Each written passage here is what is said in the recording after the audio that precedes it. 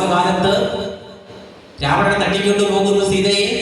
തിരിച്ച് ശ്രീരാമൻ രാവണനെ വധിച്ച് സീതയെ തിരിച്ചെടുത്ത് കൊണ്ടുവരുന്ന സമയത്ത് തീക്കുണ്ട കൂട്ടി അതിലേക്ക് ചാടി അതിലേക്ക് കയറി ഇറങ്ങി വന്ന് പാതിവ്രത്യം തെളിയിക്കണം എന്ന് രാമൻ സീതയോട് പറയുമ്പോൾ വാൽമീകി ആ രംഗം ഉജ്ജ്വലമായി എഴുതി വെക്കുന്നുണ്ട്.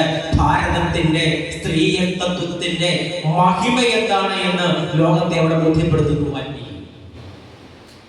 അവിടെ രാമൻ സീതയോട് പറയുകയാണ്, രാവണന്റെ തടവിൽ നിന്ന് അല്ലയോ സീതേ, നിന്നെ ഞാൻ മോചിപ്പിച്ചത് രാമന്റെ ഭാര്യയായ സീതയെ രക്ഷിക്കുവാനായിരുന്നില്ല. അങ്ങനെ നീ തെറ്റിദ്ധരിക്കണ്ട. എനിക്ക് നിന്നോട് അമിതമായ സ്നേഹമുള്ളത് കൊണ്ടാണ്, എന്റെ സഹധർമ്മിണിയാണ് എന്നൊക്കെ കൊണ്ടല്ല നിന്നെ ഞാൻ രക്ഷിക്കാൻ ശ്രമിക്കുന്നത്.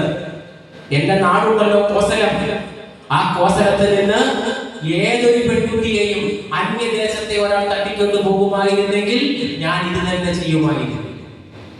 അല്ല, നിനക്ക് വേണ്ടി അല്ല ഞാൻ സേതുബന്ധനം നടത്തിയത്. അങ്ങനെ ധരിക്കരുത്.